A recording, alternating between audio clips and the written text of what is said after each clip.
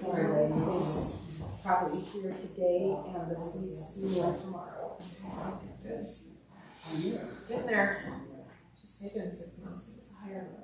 Well, they walked Friday for F3 and we're hoping to start work this week. So long it's just painting new kitchen cabinets. We already turned the air down. It's not blowing out. You turned it down? Yeah.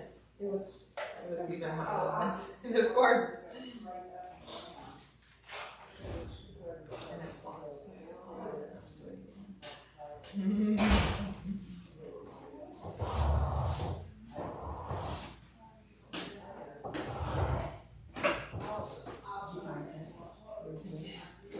The King Soup is right here. Are you doing the office this afternoon? I'll bring you 2 boxes so you have some. I got 4 2-packs. So now there's 8. Well, 7 now. So I can use one. Let me know. I had to bribe my kids. So we drove around for like 45 minutes and hit some wonderful places. I have to take the kids with me every time. Every time, yeah. And so finally I called them and like, check this. So I was like, I should have just come here first. But so then I'm bribing them, letting them pick out Hot Wheels at the grocery store so that they'll be brave and not wiggle. And I did it in the car seat in the car, strapped it in with me.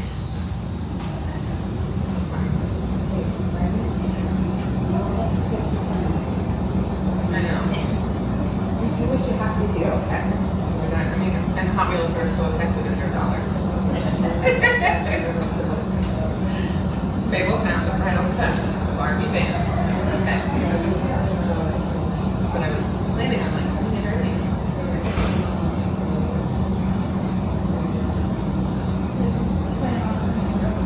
I know. Well, and I was on all day yesterday, and the kids were at school. It was amazing. And they didn't tell us this until like 6 o'clock last night. I've got out all day.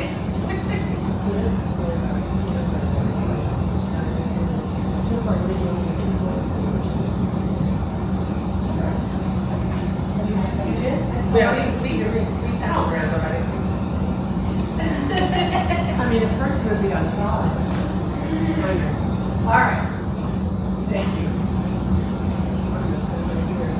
Gene, how do the residents like these bigger tables?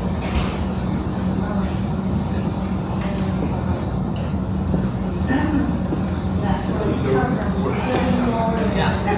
These look nice.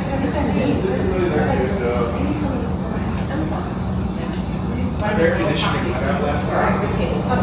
Oh, yes.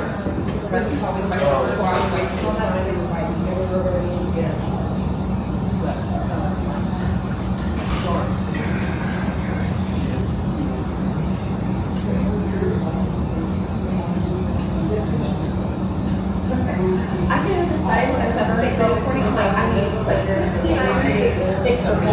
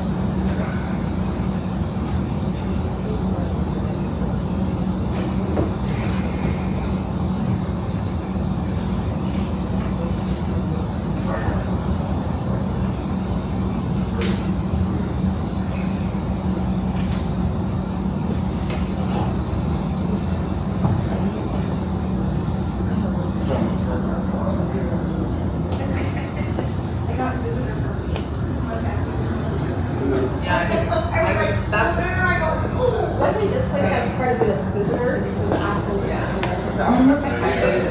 And I think actually it's on Do Not Kill for the whole block, 7 o'clock because of the holiday weekend with Father's Day. Harold, you need a pin. Molly was gonna offer, I think we have one before it's close. There's some. That's some. Oh, thank you.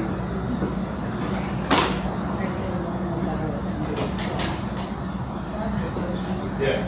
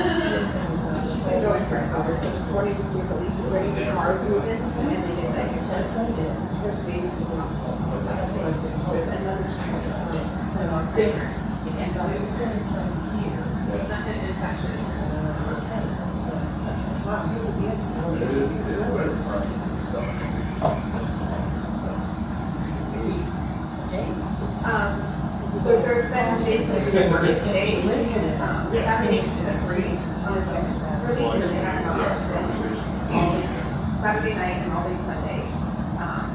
And now we're fighting and I do these 98. Frankly, 2 weeks until this is all very excited. This is the Lease. I'm not sure. It's a different model.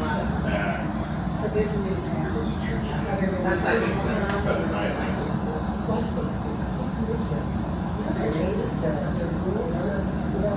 Oh, we live out there. Yeah. Oh, not famous.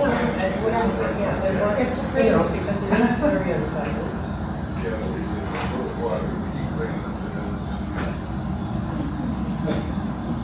Who's the keeper of the book?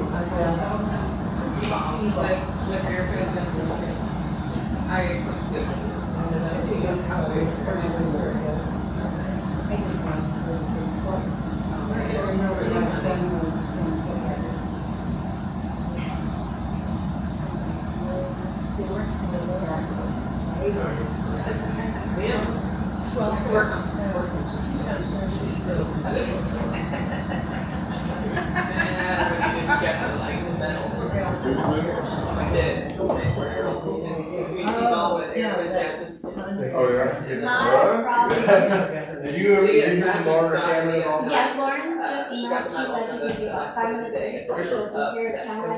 Not yet. Right.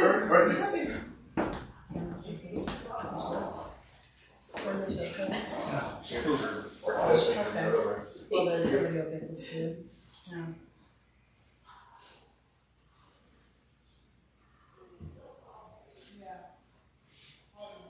So Lauren is running 5 minutes late. 3, 5, all right? Yeah, so we have quorum now. I think we can just start with the beginning of it. So I call the meeting to order at 9:02. We do a call to order and roll call. Okay. Yes, so we have Tom DeVee, Present. Jean Christopher. Here. Arlene Zortman. Here. From staff, we have Harold Dominguez. Here. Molly O'Donnell. Here. Kendra Daniels. Here. Lisa Gallinar. Here. And Tracy DeFrancesco. Here. All right. Let's go on to item number 2, approval of the minutes from May 17th, 2022 meeting. Motion. Yeah. We have I'll a make section. a motion to approve the minutes. I'll second. Okay, we have a motion from Arlene and a second from Jean. Any discussion on it? There's a couple of little typos, but that's later. Okay, so if we just get the typos over to Erica and we can do that, we'll manage stuff. So let's vote. Yeses, say aye. Aye. Nay, no, say nay. Passes unanimously. Number 3, public invited to be heard. Do we have anybody from the public He's here. We- They're just completely sex.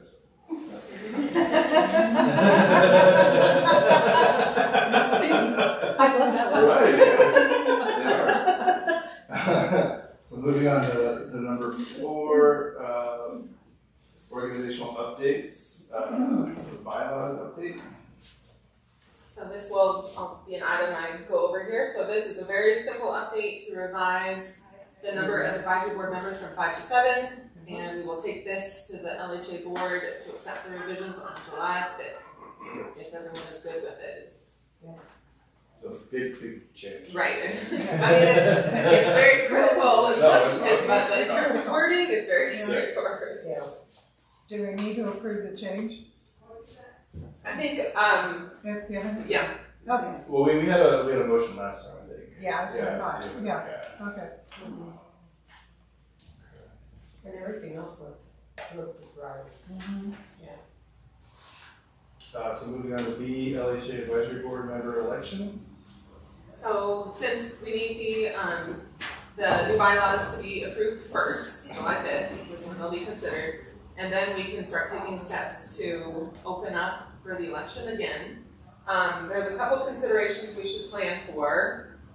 Recruitment, trying to get in touch with people, especially given the attributes that we were looking for from the last meeting. Also, talking about, so the end of terms for Cameron and Lauren are this month. And so their terms will expire.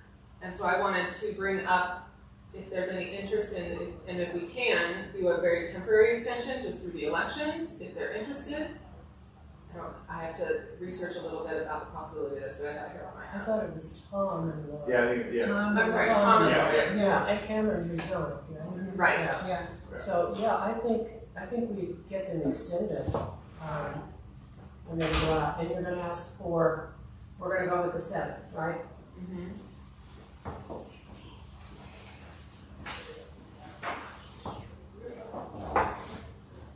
But would that be a commissioner vote, or would that be? Extend the terms.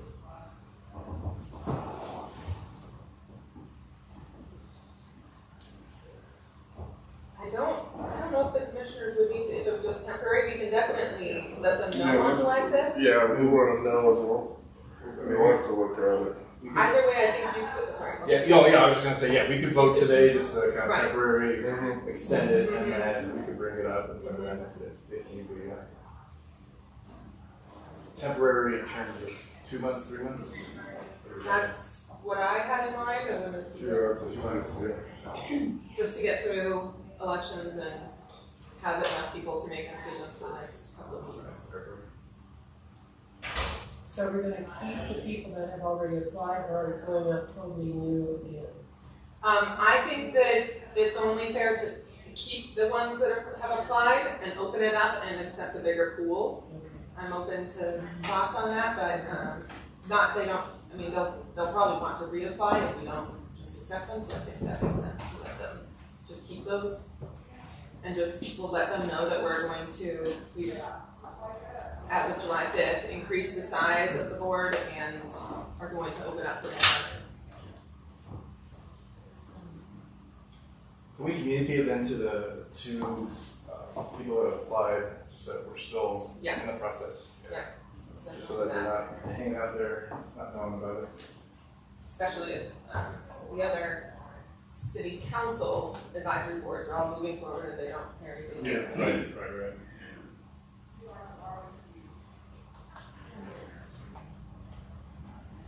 Tom,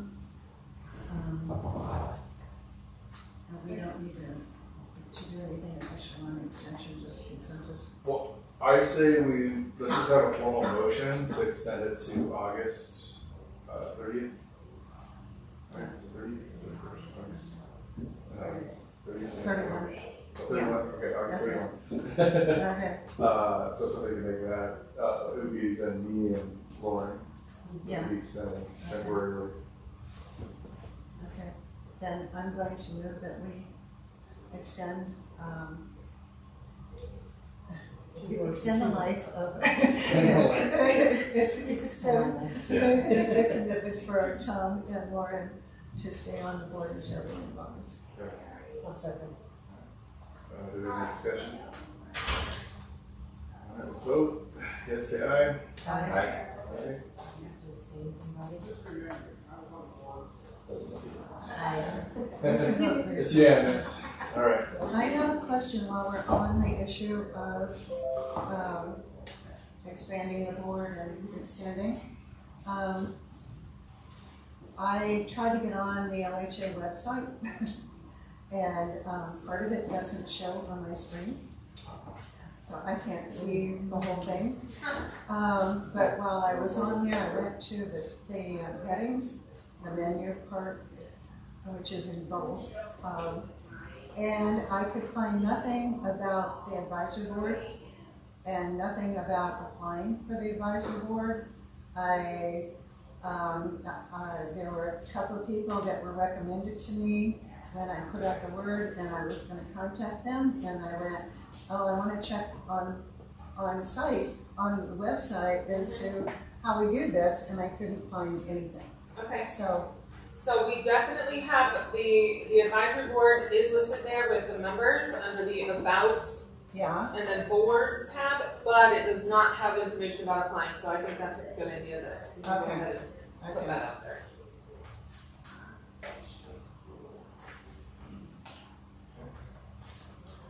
Move on to item number 5, developments and or project updates. Alignments with goals. A is NOFA vouchers. So that's me. So we got a notice from HUD stating that there was a lot of opportunities for new vouchers, different kinds of vouchers. So I wanted to go through all of the opportunities that are coming up. The housing choice vouchers have been renewed for another year, and that was part of the funding. So that doesn't give us any new vouchers, but it does fund what we have. There is new housing choice vouchers coming down. It's a formula-based voucher addition, and we will be receiving notice probably within the next couple of months on how many, and you can accept them or deny them.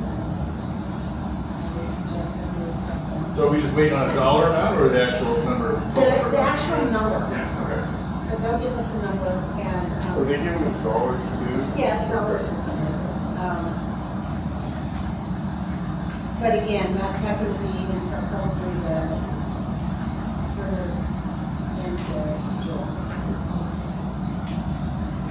There's a half set aside, and I don't think we're eligible for this. It's for the prevention of termination due to insufficient funding or unforeseen circumstances. So if the LHA didn't have enough funding to pay for the vouchers that we already have, then we can apply for additional funding, but we don't qualify for that. There's also a vouchers called tenant protection vouchers. So those are vouchers for when a property is being taken off the affordable housing list and in becoming private, that there's vouchers available for those people that are currently living in the property. We don't have any in Longmont that are coming off of the affordable housing list, so we won't be applying for that one. There's different fundings for administration costs, and we don't qualify for any. It's additions, if there's limited admin fees for if you had several counties that you were operating in, we don't do that. If there's a special admin fee rate for home ownership programs, we don't have home ownership programs under our voucher program. There's also funding coming down for HUD-VASH funding, and that's the veterans, vouchers for veterans, and I think we might be able to apply for those. A separate notifier, which is the notice of funding availability, will be coming down probably in the next couple of months. We'll see if it's for either refunding or funding already vouchers, or if we can apply for some vouchers. We won't know that until March. There's funding for mainstream vouchers, and that's the funding, that funding is for existing mainstream vouchers. And we don't have any mainstream vouchers, so it doesn't give us an opportunity to get any. So it's just for things that already have it. And then there's family unification program, and I've never heard of this one. But this will be issued with a separate NOFA, and this is for vouchers for families to keep them together, and for foster care kids that are coming out of foster care. We have to show a need, and so I'm gonna kind of research that prior to the NOFA and see if we can show a need here in Longmont. What is considered family under that? Is it parents, children, grandparents? What's considered family? From what I get, it's all about kids, youth. Okay. So it's keeping the youth in with the family and not homeless. And that might mean that the whole family, to keep the child. Is there an age limit on the kids? Again, this is the first time I've ever heard of this one, so I'm not really sure. I know some of the other federal programs for those kids coming out of foster care, going into like low-income housing, they normally have a 5-year period that they're eligible for that assistance. So they could be anywhere from like 18 to 23 and get those federal programs. Yeah, the other thing is the school district, we might touch base with them on their guy's name. Anyway, they have a guy that deals with people that are marginally homeless or homeless and students, and so they can give us their numbers. Yeah, they might have to deal with a lot of emancipated youth too. There's a project that just opened, Caraway, with Baker, and they have a handful of vouchers for kids aging out of foster care. So I don't know if you want to connect with them and see what Baker Housing. It's called the Caraway. Where is that? It's in Adams County. It's basically like right at the end of US 36. You just head north around that area. I'm not as familiar around there, but I went to their grand opening because it just looked really beautiful. Good to know. Thank you. I'll contact them. And then the last one is moving to work. HUD has put out a NOFA for 30 additional agencies to participate in an experiment for vouchers. And the moving to work, it's an asset building. It's actually just to pay for a counselor to help people save, and you can use your admin fees to put into savings accounts for them. I don't know if any funding comes available with it. It's just that they waive a lot of federal regulations. And again, that's going to come out in a NOFA. I will look into that. What I read wasn't, it's just funding flexibilities.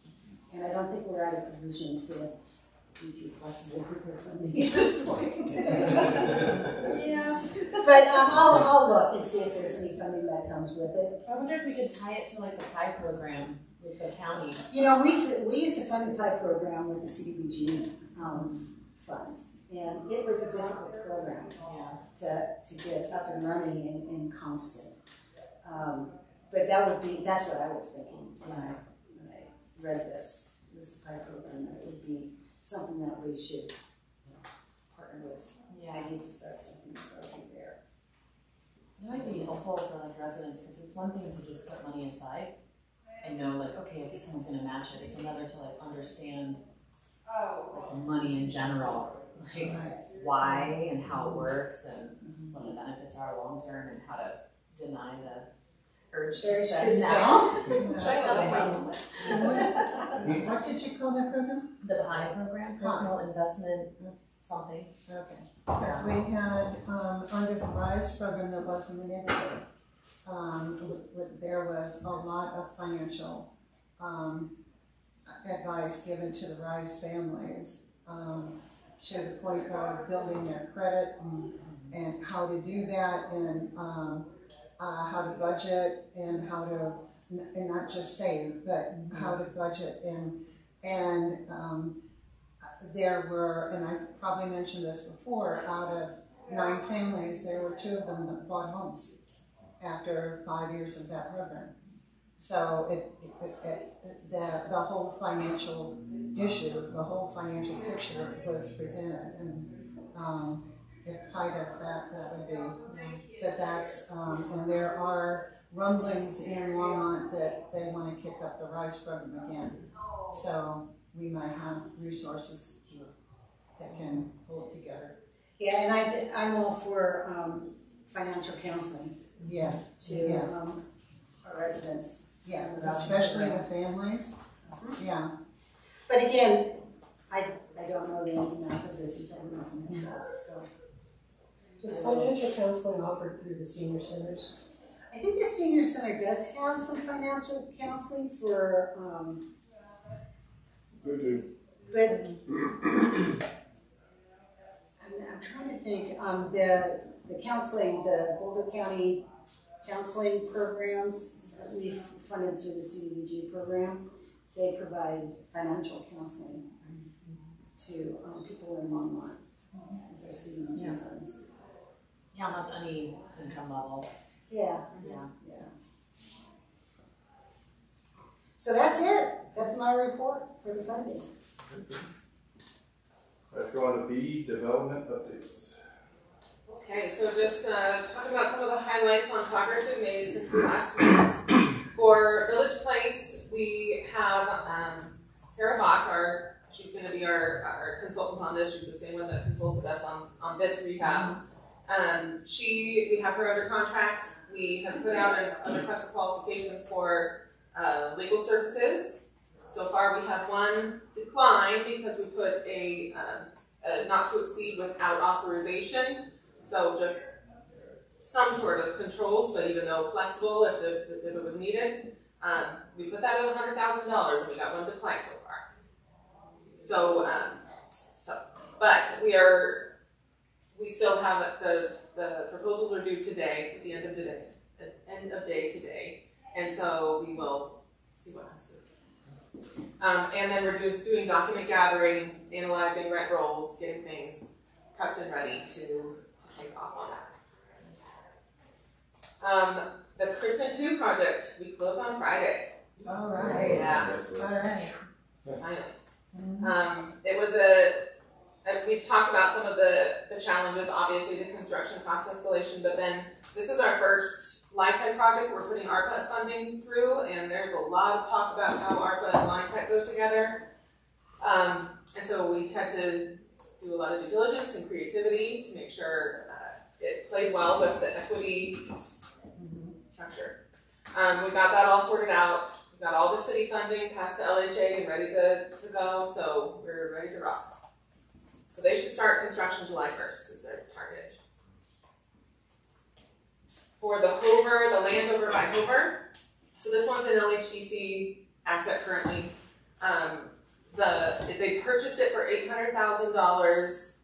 Oh, I forget what year it was, 2014 or something.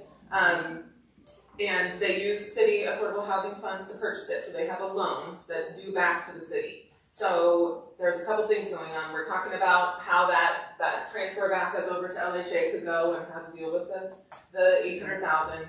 And then we've got a draft request for qualifications for a combo team. We want a one-stop shop. We want the team that knows how to work together. So financial consulting on the deal, prefab development, and architecture all together. So that's what we're putting out for. It's just in draft form. If you'd like to check it out, you would be welcome.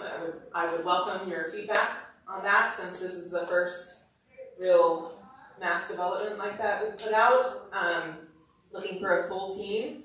The reason that we did that is A, it reduces the amount of procurement we have to do. But since we're looking to do a prefab option there, we know that there are, like IndieDwell, for example, which we expect to propose, they have architects that are familiar with their product. They have partnerships with consultants. So we have not, it's just in barely draft form, so we'll be working on that still for a little bit before we put it out, but that's where we are with that. So if anybody's interested, we would like your feedback on it. I would like to look at it. Okay. I would too. Okay. Have we targeted the number of units and the type of project, and what kind of parameters do we? So far, it's a range based on what we can get there density-wise. We know that we are targeting family units, so what we know is possible is we could do a mix of some townhome-style units and some staffed apartments, you know, larger size apartments on top. That's just what we know is possible, but the RFQ we'll see what people can propose. But so far, going with the general family units, we know that we could get between 30 and I think the number was between 30 and 70 is max. And so we just said somewhere, but we just said a range. Obviously we want more, but we also want to make sure it fits the character of what we're going for. Yeah. And we've been speaking with planning just to see what kind of entitlement process we could be going through and that type of thing. So that is in the works.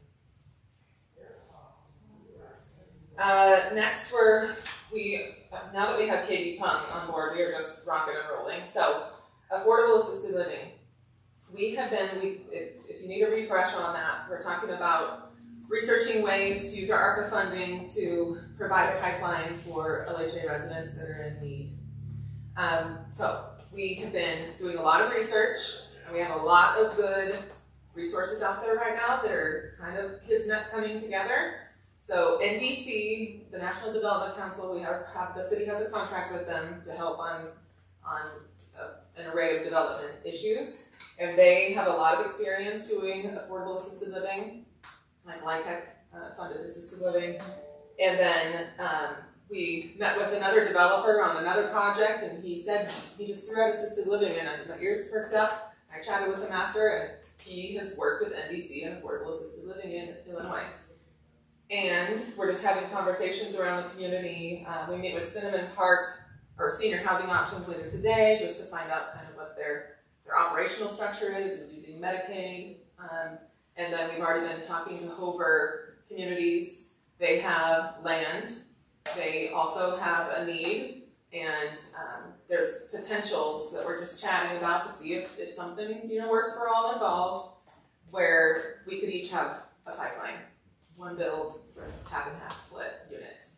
So the challenge here is we can, our specialty is providing units and doing the development side, which that's not their specialty. We need their specialty to come in and do the operational side. So we just need to make sure that there's a funding source that's reliable long-term and see if we can put something together. So we might have a development consultant, a developer, land, and a service provider might be coming together. Still researching and making sure it works, but that's kind of what's cooking. But so our hope would be that it would be for family units, but Hover is probably still going to be focusing on senior housing. If it was a bill. Assisted living. Oh, it would be assisted. So, yeah, the Hover land is family units. Okay. We're talking to Hover Communities down on. Oh, this would be a completely separate. Yes. Bill. Okay, cool. They do senior independent living, assisted living, and skilled nursing care there. So we'll see. We'll see what pans out. But right now we're discussing with people what their needs are and what they can bring to the table. The Royal Mobile Home Park. If you recall, that's the mobile home park that washed away in the flood. The city owns that land. Now the flood improvements have been made. It will be out of the mapped floodplain here probably in 2023, approved by FEMA. So we're chatting right now just internally at the city with planning and looking at the riparian setbacks and just seeing what kind of proposal we could put there. But the intent is to do rental units, basically go as high as we can in that area. It's close to First and Main transit station, transit-oriented development. We're talking to NDC about that since there's potential for new market tax credits and other kind of financing in that area. So we're just doing some city internal due diligence right now to see what makes most sense at that site. How big is that site? It's 3.5 acres Before the setback? before the setback, but we are talking about what makes sense with the setback there for the city staff. It's a unique area. It's, you know, It goes long. yeah, and the riparian area is defined. So we're strategizing what we could do there to make it make sense and also still have enough room to develop. Well, with the change in, the construction on the river, what is the floodplain now in that area? It's constrained. I mean, it's still The setback meets the is- FEMA mapping, but the setback still applies regardless of the floodplain limit. And that's not, it's not contiguous, but, so, we're working on it. Still internal work. Well, part of that is, so we're going to sign an agreement with RTD on the transit-oriented development further north. Sorry, pull that out. Further north in about a month. And so as we look at the broader transit-oriented development in that area, there may be some additional opportunities to aggregate land and use this as part of that, so we can build affordable throughout instead of just concentrating it. So we're still early stages of that. Yeah, there's some options to consider. There's a 10th we had it. But There's things that we're working through just to see what makes most sense.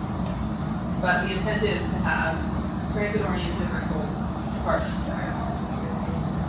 And then other things that are in the works that are related to ARPA, whether or not they end up being in rentals through the LHA, but we're looking at an affordable for sale project that we might have some opportunities coming forward for that area out east.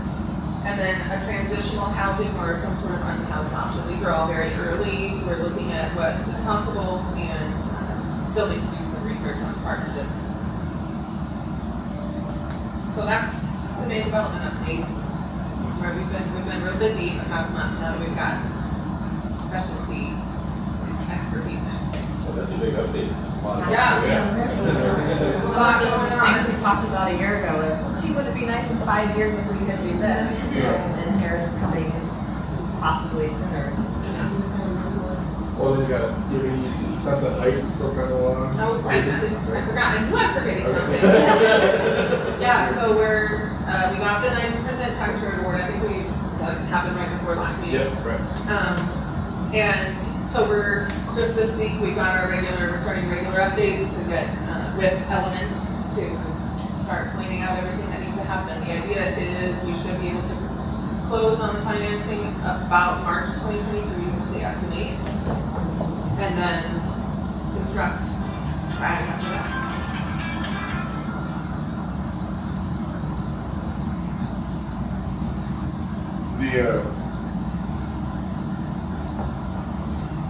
The other point to the Sunset Heights and the 9% is we have money allocated and we talked about this. So we are now entering conversations with Recovery Cafe, who really works on assisting individuals as they're recovering from drug addiction and seeing about potential co-location in that area, utilizing some of the ARPA funds, and then they would support the residents. Definitely both of the streets and Sunset Heights and recovery, which we know is a big challenge for us there. So those conversations are going to start alongside this discussion, so we can try to move both together. And then we'll be working with all of our properties in general as we figure it out. So we think that's a really good opportunity. We've done a tour with them of the suites to talk about what their needs will be, and we're looking at we're just chatting with them what they're looking to see if they can get some pro bono architecture work. I actually have a proposal for you to discuss that we use our CV funding to qualify for this as well. So we are working with them to see if they can co-locate, and that would be really beneficial for the residents and for them. Okay, to the city resident engagement process. So this is really just a reminder that this is not going away, but with Michelle's departure, I have Michelle's notes, I've got the information from Lauren and Cameron. We need to take it and review and start summarizing the priorities by property, because they did vary by property, we can see that right off the bat. So I'm just keeping this on as an ongoing item that we have it, and it will be summarized here shortly. Is there any of you about that we should use as we go forward with that? We have a lot of spare time. Yeah. It was definitely not an hour that I met with every lady. It was, it was almost 2. And that was because I had to leave to take my kid to a birthday party. I would have stayed longer. It was actually super enjoyable. I had a great time getting to know them and just listening to their experiences and things that they were happy about, concerned about, writing a little bit about. So it was great. We've got some work ahead of us, but it is it is happening. You girls. I did. Did you get my notes as well? I think so. I gotta double check. I remember we came in pieces. It was kind of collaborating. If not, I'll get it. The one general comment I make is that they really seem to appreciate the opportunity to go back feedback in a conversation. So it might be worth thinking about whether this is more of a regular process as time-consuming as it was. I went over it 3 different times, and every time the person I was talking with had a lot more to say than an hour. And then there were always people who wanted to tell me, "Oh, are you talking about the docs?" I'm seeing when you're finished. It'd be almost nice to have like a standing office hours at different properties rotating where someone can be there. Because then if people are offloading concerns more regularly, then it doesn't pile up and become a 3-hour event. But if we're looking for a purpose for this board, some advice that we can give to the council that this is a good opportunity to connect with people. And honestly, they have some great ideas. They live in the property. They know what they want to see. So, because one of the things they talked about pretty much was communication, and that's kind of the way it goes. Well, that's one of the things that, as an advisory board, that we can help with that. Let's pick, especially looking at the rest of this agenda. Unlike, I think the staff needs help. But that's something we could, it's a gap we could fill. Yeah. Yeah, that makes a lot of sense because as we work through things like evictions and other components, it's kind of hard for us as staff to be getting that information because we're on this side of it trying to work through it. I think that would be a huge help for us. And yeah, it makes a lot of sense. So move on to item 6, items for input from the LHA board, or input to the LHA board of commissioners. A is record retention policy. That is me again. So I had updated their retention requirements in 2011, so this is just kind of catching up with some new regulations, and it also promotes more of an electronic record keeping instead of paper. We're overwhelmed with paper. We've got files and closets, and so we need to dungeons. Did they offer any funding to help you go from paper to electronic? Because that would be nice if you could hire people to help convert. And support. Yes. We have 7 files for one person on the voucher program, and we don't need to keep them past 3 years. So it's a lot of cleanup. But at least this gives us the opportunity to move forward on doing that cleanup and hopefully get more of the files electronically instead of in paper in the dungeon. So, did you have any questions about it, or? So my only question was like, when it says electronic / paper, is it or? Or, yeah. Okay, alright. And is at some sites, or is that the reason why at some sites it's maybe held electronic and some sites it's held paper, or it gives you the option of? It just gives you the option. I'd like to see most everything become electronic eventually. Yeah. But this is more geared to electronic. Right. And then in terms of your electronic file keeping, is it saved in some sort of database that makes it easier to find, or is it just all files on the network? It will be easier to find. Yeah. It'll be, You're working on on-base, right? You're looking at on-base. On-base. Yeah, so that's our record. Yeah, so we have a CD. Yeah, so it'll be filed and easier to access. Easier to access, right? Not easy, but easier.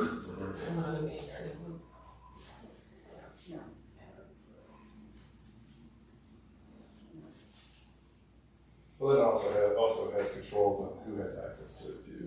Yeah, and then we have backups in that via on-base. So. And then does on-base have the capability of removing the documents in line with your purging them in line with your document retention policy, or we you put still in do it dates. manually? Yeah, we can insert dates and then you can sort by date and start picking them off. What is it automatically? Yeah. I think you do it. Lucienne was working on looking at that, but then she resigned, so our new records retention person for the city will help us figure that out. I think it's good not to have things automatically purged, because if the dates are entered in wrong, Right. you'll hear us a lot. You like having some control. I had just a couple of questions. And they just really are sort of, I'm understanding here. So this 3 years after completion of contracts, is that a federal guideline? These are all federal guidelines. Okay, all right. I was wondering where that number came from. Yeah. Where you have on employee applications unsuccessful, it says 2 years after date of application. I'm trying to figure out why we even keep those. It requires you to keep them for 2 years. After they've applied, after they've been unsuccessful. Yeah. Probably relates to some labor law. Yeah. Or EEOC. A complaint of improper discrimination. It's discrimination. Yeah, they have to keep the record in case, I think people have 2 years statute of limitations come back to To come back, yeah. legal stuff. Somebody pop that one in there. And then on the last page where it has reasonable accommodations, number 2, written reasonable accommodations, and then you go down farther and it's another reasonable accommodation. What's the difference between those two, and then the one says medically and the other one does not? So I'm lost. Where Last page. Last page? Yeah. Reasonable accommodation request if they contain medically sensitive information. And then the one up above that, number 1, says written reasonable accommodation determination. I was just wondering what the difference was, other than the medically sensitive information. So it's that's the section. Oh, okay. So the written reasonable accommodation is from the tenant, and what accompanies them is the medical, and so it's the medical part that needs to be destroyed, okay, and not kept. The written request from the family is kept. but the medical is destroyed. Okay. Correct. Okay.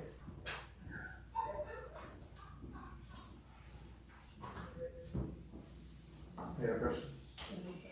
I was just gonna suggest that if it was helpful for resources to volunteer to scan documents to help convert to electronic, I would be happy to help with that. Because I know how intensive that can be. It's very generous. Yes. You are for sure. You are going to be corrected. No, I won't. Trust me.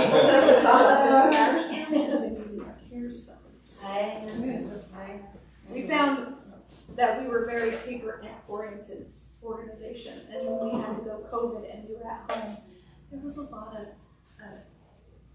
documents you couldn't find unless you went into the office. Yeah. Well, that's another reason why this is important, so we can, like, we're having staff, like our HCB staff, that sometimes they're coming on site because we've been short on property managers just being here, and they need access to stuff wherever they are, so. So 6B, Section 3 plan. Do we need an approval for that? This gets approved by the board July 5th, but really this is more Okay. for input before it goes there. So same with this one, this section will also go July 5th. Well, if the advisory board wants to make a recommendation for approval to Yeah, why don't we do that? Okay. Can I get a motion for a recommendation to move the regular retention policy to the board of commissioners? So moved. Do we have a second? Second. Any discussion? Last vote. Yes, say aye. Aye. Aye. That's unanimous. Let's go on to 6D, Section 3 plan. That's me too. So HUD requires that that all housing authorities have a Section 3 plan. Section 3 is for development type projects.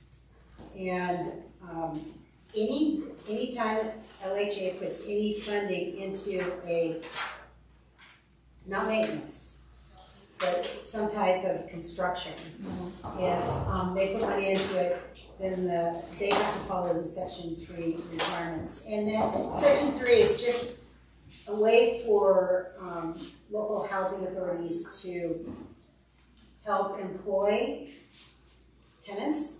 It's usually for public housing tenants, but since there's no public housing tenants here, we look at LHAAB properties, and we also look at the voucher program.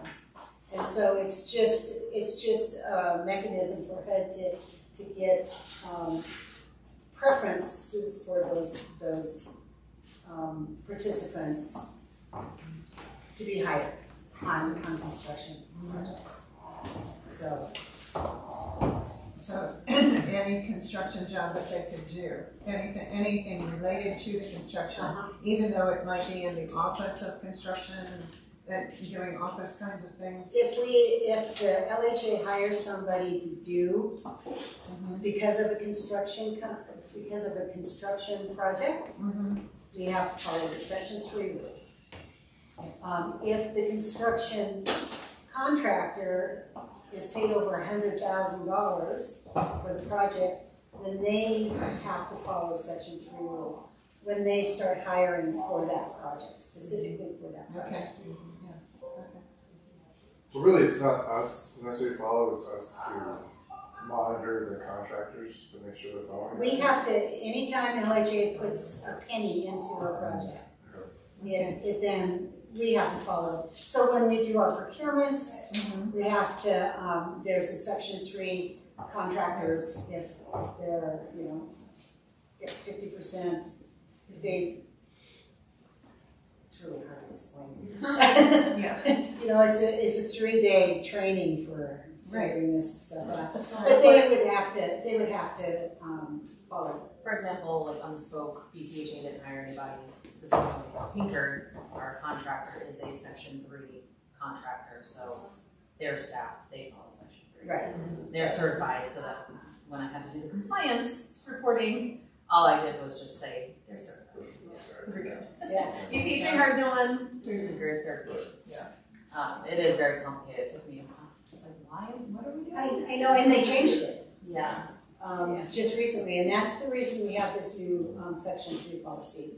They changed the way that you count employees, what a Section 3 employee looks like, how many Section 3 people have to be hired. So that is the reason that we have this policy. It's actually the same policy with different regulations in here that CDBG has to follow. And are we typically following just the safe harbor benchmarks, just to cover ourselves? Yes. Yeah, perfect.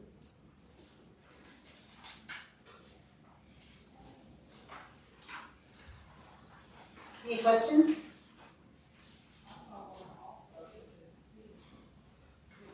On And I think while you're hearing from Tracy, just so you know, we haven't said this, she's our HCV and compliance manager.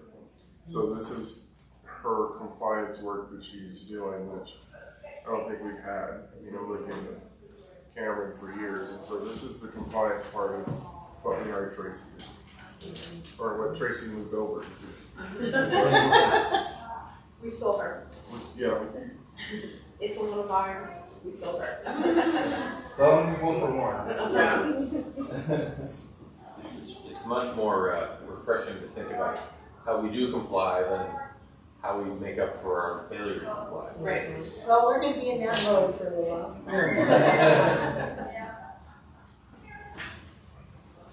So I think we'll, if you are ready to have another motion to recommend approval for the board.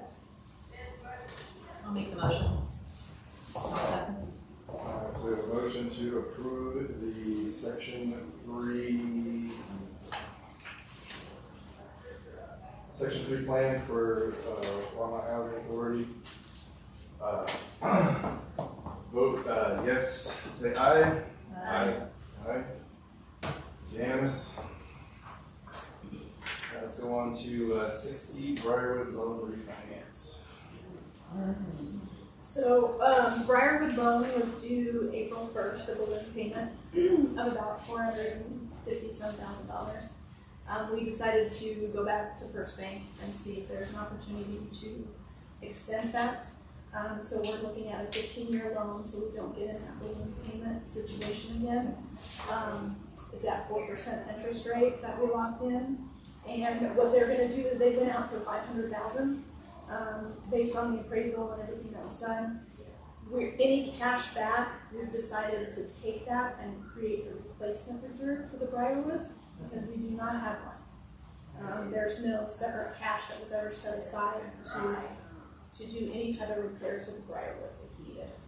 So they think it's going to be probably around $30,000. And then maybe we also probably need to establish a monthly allocation as well, because that's not being done. Well, because it was never part of a tax credit entity or anything like that sets that up. So maybe establishing some type of per unit cost, I think, by the end of this year to make sure that we're adding to that fund as we go. So we'll just include that in the next budget around them too, add to the reserve as well. Is that what we'll need to do, or? Yeah, that would be, yeah. Right, okay. Yeah. So we may have to increase rents for the office for not necessarily the tenants, but I know the tenants we haven't done an increase there. Yeah. So we'll have to look at the tenants to see what types are out there, who has vouchers, who doesn't have vouchers. I think it's kind of half and half right now. There's half that has vouchers and half that doesn't. So that increase could affect.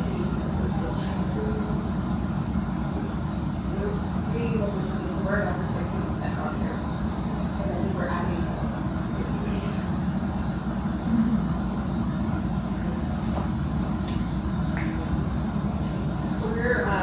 So we're going to hold a special meeting of the LHAAB board during the city council meeting next Tuesday the 28th to get this approved because they want to close it for the end of the month. So that's going. Just a related item, since BCP is occupying the offices next to Briarwood, the old LHAAB offices, they have approached us and have already done they're doing a volunteer project to fix up the gazebo and some of the common areas of Briarwood. Speaking of no replacement reserve, we have some volunteer help at the moment, and then we'll have a replacement reserve. Because we split the cost of it. Yeah, we went 50-50 on the cost of the supplies, and then they have one maintenance group and the OtterBox group is coming in to do all of the repairs and redo the ramp up in the gazebo, and so they have some good skill sets doing the actual work and making sure it's all within ADA compliance that we're doing it. Do they ever use the gazebo or? Yes, so they put a barbecue out there. They've been having some events for their veterans, and they invite their Briarwood residents to participate with their home. And some of the residents have been involved with them with the gardening, getting plants out there, picking out the some of the weeds and just, they're making a community feel there.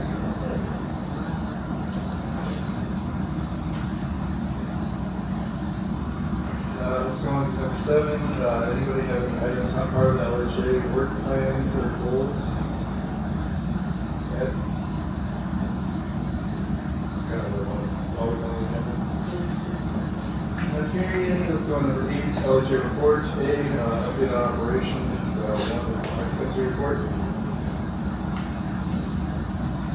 So the attached occupancy report, we did have a 1% drop in occupancy down to 94%. This is going to be due to our meth units.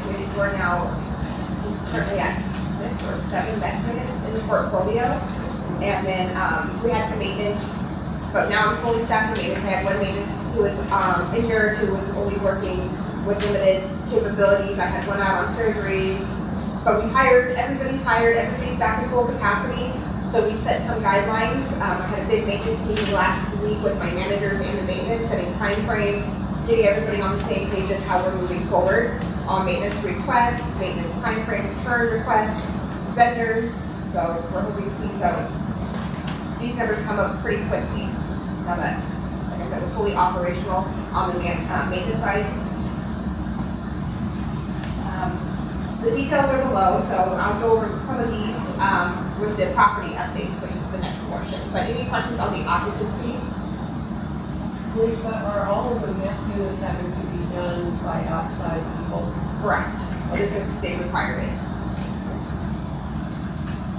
You're no high enough where we have to. Correct. Remove drywall and remove studs. No, not all of them. Okay. As we go, they're all listed here on the property update, so I'll go through each one where we're at in the process on those ones. So for the property updates, general property updates, so we've had the fire department at many coffees and conversations through May and June. I'm actually working with Michelle Goldman with the fire department right now because almost each one I heard different information from each fire department. Our lead's been at most of them, and some were really good and some were very iffy, so I'm trying to work with Michelle to get all departments on the same page so that I can get the same information to all residents so that we're not doing one thing at one property, one thing at another property, and it makes it really confusing. Going, oh, we were told this and we were told that, so we're trying to get all that organized right now with the fire department. But it was nice having them here. The residents really seem to enjoy it. A lot of them we paired with an ice cream social, so we figured fire nights. It was a great little opportunity for the residents to gather before the coffee conversations. Currently, Next Light is attending our coffee and conversations and working with the residents who don't already have the low-cost internet or free internet. So they're going through how to get the upgraded modems, how to, get higher speed, apply for the programs. They're even bringing with them lists of residents who aren't receiving any rebates and trying to single out those residents afterwards and say, hey, we noticed you live at LHA property, you should automatically get this discount. You're not. Why? And so they're trying to help them get those discounts right then and there. Yes. She already emailed me this morning to confirm. They will be here. And that's tied into the federal program that Correct. federal dollars that our Next Light staff went out to get, and basically covering 100% of the costs on certain individuals in their tiers. So the Fed program pays the full rate. And then we reduce it, and then when the Fed program goes away, we can reduce it, and then we cover it internally. But as long as that program is being funded, they're paying us full freight for every customer. Right. And the only cost for the resident is if they decide to rent a modem. It's $8.95 per month, or they have the option to buy their own modem. And what they've done with NextLight is LHA properties are already exempt. They don't have to do the application because all LHA properties are affordable already. They're just requiring an ID to show that, or proof that they live here with a lease and they just recently moved here, so they don't have to go through that long application process. So they've streamlined it for LHA. I sent out a calendar invite. LHA is hosting a fair housing training on August 11th at the museum. We're bringing in Wes, I cannot remember his last name now, but I work with Susan Spalding with the city to bring in a National Fair Housing trainer to work with not just LHA staff, the HCI staff, our accountants, everybody who works with LHA, the senior services, who may interact with an LHA resident, so that they kind of have the basics of fair housing and what we go through and what we have to watch for, just precautions to look out for, not to get themselves in any liabilities. So we'll be inviting you guys along with the city council as well. So I'll send out that calendar invite. We're expecting about 40 people, and the focus of this fair housing training is not going to be reasonable accommodations and service animals, which a lot of fair housing trainings these days seem to gear towards. We want this more of the do's and don'ts, what you do for one, you do for all type situations. What kind of time frame are you looking at? It's 8:30 to 12:30, Erica? Thank you. Yeah. I think I'd be asleep by the time it started. It would be cooler. So Senior Center will be providing all the refreshments for us. So, going into the properties, so the suites. Currently we have the one meth unit that's in remediation. That's the one that we had to take down the studs from last year. Everything's basically in. They're now saying that we should have that one the second week of July, back in our possession and fully ready to rent out. Since preparing this, we did get meth results back on another unit, and that one is probably the highest we've ever seen. So that one definitely had to come down to the studs. They had to test. Yeah, it was 3 times higher than the worst one. Did they test the concrete on that? Not yet, because they got to get the flooring up, so there'll be a secondary test. They had to test. They tested 5 feet outside of the unit in the hallway that had a readable level. So they went 10 feet, just got the results back for the 10 feet. The 10 feet is low enough so they don't have to contaminate that. But in that first 5 feet, there is another unit, so we tested that unit inside as well. We're waiting for results. And we're waiting for those results. So are we retaining their deposits, or is there any way to get any money back from them at all? So we've been talking about this. First of all, so as it stands, there's really nothing out there that really is a true threat of consequence.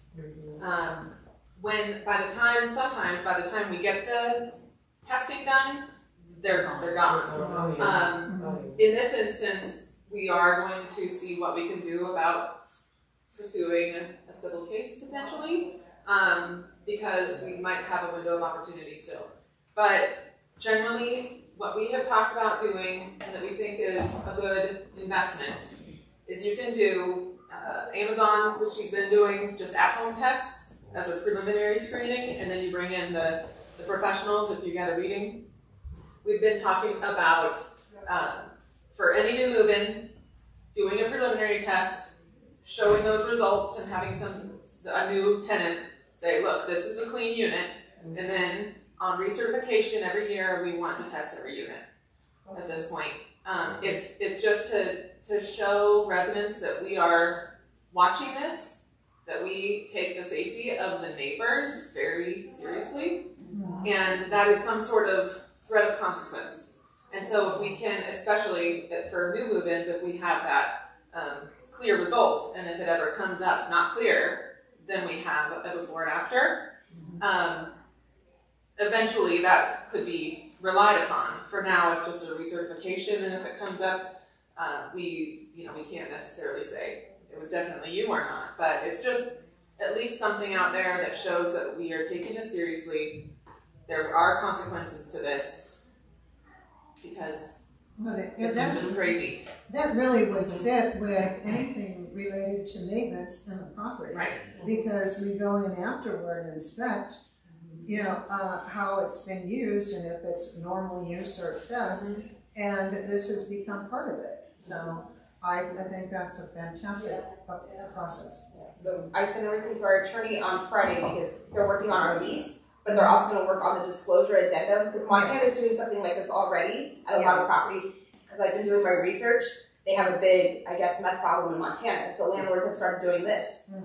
Testing beforehand, having a disclosure that they sign off on stating that management has the right to test annually, if not, more frequently. So I think at the suites, this is going to be a deteriorate, or as people start hearing this and want to move into the suites, then they find out we're doing this, they may not even want to sign that lease. Well, it's also gonna tell them not to have people stay with them that might be. Right. But that too, but there are also people that aren't going to go to the lease because of the drug problem. And if we're doing that, then the message is going to be, this is going to get abated, and it's going to be less and less to worry about. So there's two sides to this. Part of it kind of go back to, is it Sunset Heights or Bluebird? Still TBD. Good. Well, I like Sunset Heights better. Bluebird. Anyway, one of the things they were talking about in the work that we're doing, and if we can get Recovery Cafe there, is to do a sober living for them. Because we think that's important. We don't have that in our portfolio. So that's a piece of this as well. The scary part in this is, what are we going to find, and how much is that going to cost? But when we talked about it, I did say we probably want to start having conversations with our insurance company ahead of time, because long term, the sooner we catch it, the less it costs to abate. The more on top of it we are, the less we're going to hit the insurance over time as we're being. But we don't want to do it without them knowing about it, because they could start seeing a rush of claims, and then the next thing you know, we're in a pickle. So we want to do that in conjunction with them. In terms of the one that's the highest number that we've ever seen, they will have to test once they pull the drywall and everything else out. And I honestly, I'm concerned what we're going to find in the wood and the concrete. Because we've seen other units of concrete that has been contaminated that they had to grind. So this one could be a really expensive unit. Wait and see the impact on the adjacent unit. The good news is they don't share HVAC, so that's not a problem. But all that being said, I have operationally said we need to go with this individual because it is so bad that we've got to basically draw the line in the sand and start sending the message that you can't just leave. Do we think we'll get anything? Probably not. If there's a civil judgment, and we have an eviction on this one, don't we? Yes, and I cannot suppress. So eviction, for any meth eviction, we will not suppress the records. We are making sure those are left open. And so between both of those are really only the two that you can really look at in terms of not housing folks, because of the effect on other units.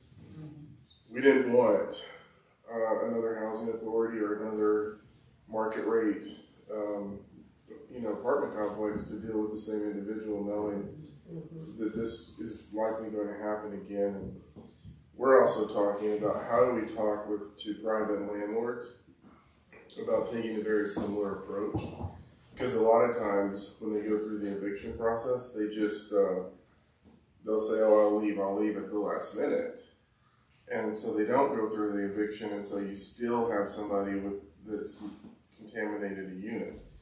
And really talking to all the landlords about how important it is with meth that you continue through the eviction, because then that becomes something that basically could save your partner down the road that's a multifamily, that leases for multifamily. So we're working through all of these issues because it's significant.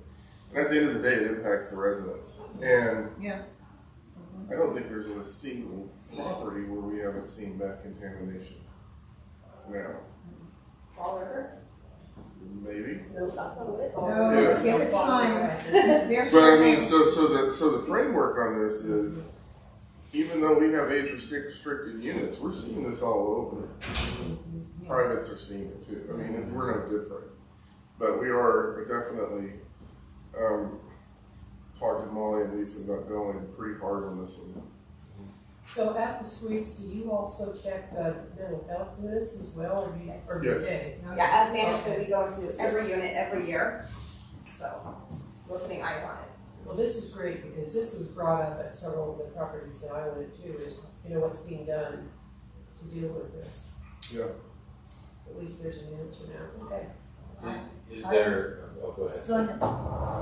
is there some communication back to the residents about how hard we're going against this individual, or do we just trust the rumor mills? Well, we just started these talks, I think, the last week, because we got this, the highest test results we've ever seen. And we got 2 in the same day, and now it's going to the next unit over, so we came hard 2 Fridays ago on this and just started working through it, talking with our attorneys, seeing what we needed to do. I have 40 meth tests now sitting in my office, so when we're ready to go, we got them. Because normally they were taking 30 days to come in, and these ones came in overnight, so. So part of it is, and we're being intentionally vague to a certain extent, but we're also trying to figure out what we need to know and who we need to inform. So we're aware that this individual moved their stuff into a storage unit. Now, go back in time to when we just took over and we had the eviction. I think you all were on the board when we had the eviction at the suites, where literally Karen and I were helping. We had to rent a pod because of the way that one was done. And what we learned in that one is they had to line the pod with plastic, and then they had to wrap certain household items so they wouldn't contaminate. And so we've got another thing we're trying to figure out is what's our obligation to the storage company, because we know that there's contaminated materials. And so there's all these things we're chasing down on this. But no, I think once we can work with the attorneys and really line out a course, I think, yeah, we're pretty overt about here's what we're doing. Because we want to house you, but you can't do this, because this one contaminated unit could kick another person out depending on the results. I kick an innocent person out. I am concerned about community hot water stream through all of our apartments. We don't have, we have a thermostat, but we still have, we share the pipes and whatever to get hot water heat, right? It's the return error that you're worried about. Yeah, considering I'm 2 apartments down from the one that's contaminated. Do we have return error in the units here with the main system?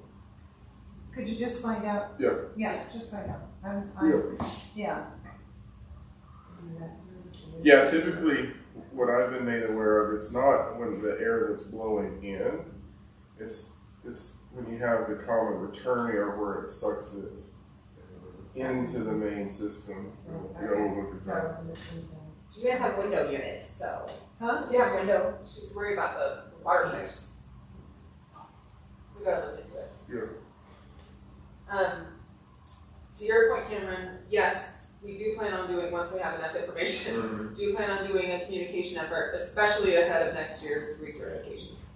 Which all those they're done for 2022. So and kind of tying, I want to probably jump on something Lisa is going to talk about, tying into the meth units.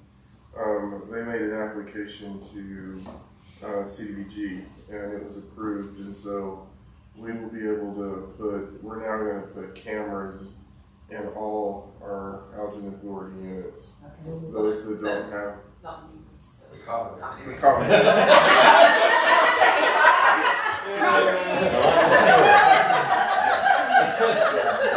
That is a scoop. Yeah. All of our facilities in the common areas and in the parking lots. Well, I think that's going to make the residents that I spoke with very happy. Oh yeah. Because they are very pro cameras. So we'll get 3rd floor too. We did not apply for asking, but we will. We have but we got the hand. What do you call them? The remote handheld ones. Yes. The little ones. The ones that we can move. I have some X-rays in my office. We can put one on the 3rd floor. Yeah. So. Okay. But because I should do an update on this, I didn't think of it for this agenda, but the LHA staff did apply to the city CDBG program, and on June 28th, on Tuesday, the council will consider approving those. So that they were recommended awards for resurfacing Hearthstone and Lodge parking lot, including ADA modifications, redoing the playground at Aspen Meadows neighborhood, and the security cameras. So those are all recommended for approval. It's a total of, A new playground. I said, did I say the playground? I think it's a total of $140,000 worth of projects. And then we're gonna apply for more when they open up again at the end of summer. Let's see. Back to the suites. Can I ask a question? Yes. So you mentioned it's for new leases, is what we're gonna be asking for the math. So the recertification, because we signed a yearly lease, right? And then so that recertification will also add that language into it as well. Yeah, so it'll kind of be phased. Well, Yeah, we'll right. start with new move-ins here immediately. Existing folks will be on research, and so between now and the next year, we should Can you have tell us that everybody about too? tested. Why, Yes.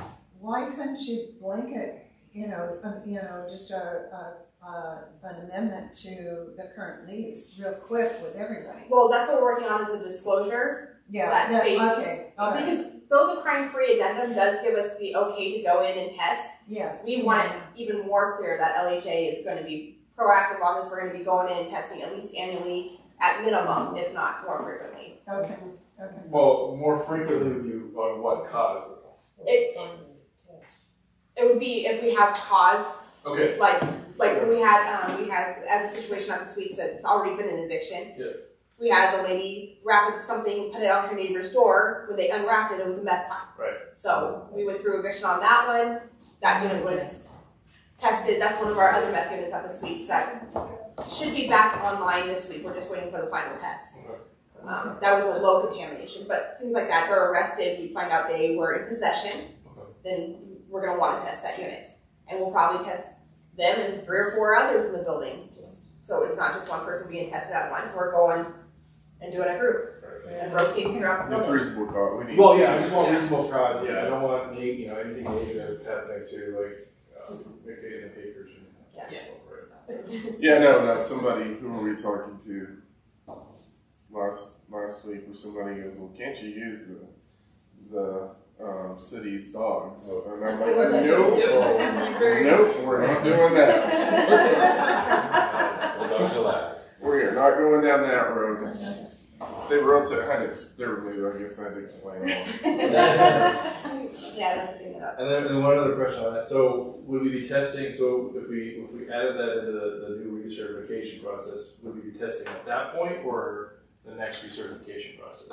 At that current At that current recertification. So when they start the paperwork, we're going to have them sign the disclosure saying, hey, we're going to come in, because we start the recertifications 120 days before they're due. Okay. So at that time, when they come in for their first initial appointment, we're going to have them sign that disclosure. The manager will come in, do the test, and then we know if we even need to move forward with the paperwork and do a lease renewal, or if they just need a notice to vacate. Okay. So. And Tracy's team with Marcus and Ruby, they're what, a month or 2 ahead? Most time in Martin? Yeah, the same. They start ahead. Yeah, but they're actually ahead of schedule now, which we haven't been, so that'll really help. And then are we going to have an appeal process in there at all? Or so what if our initial test comes back, it is positive, they want to appeal it, are we going to then have the official? Well, we do have a testing? grievance policy that they can work through and state, you have a proof it was me, we can work, through the team. Yeah, and we do know that if somebody doesn't move in with a clean test, we can't prove it was them. Right. But we still want to.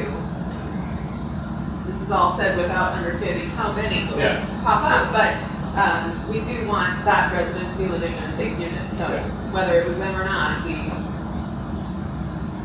want to fix the situation. Also, see how many are in the situation and how we can go about that. Yeah, what if I don't know how long it sticks around, but what if it wasn't them? It was a previous resident, they've only been living there for a year, and they come up. Have we thought anything to the liability that we have by doing that? Well, that's why we are checking those boxes first. Because we got to talk to insurance and legal just to make sure this is our idea of what we'd like to do, but just to make sure. Because the problem that we are afraid of, we have a meth policy in our insurance policy. New people, even going to that same company, are not getting those policies. We need to protect that policy at all costs. So doing this in a preventative way is good. There's also risks we need to assess.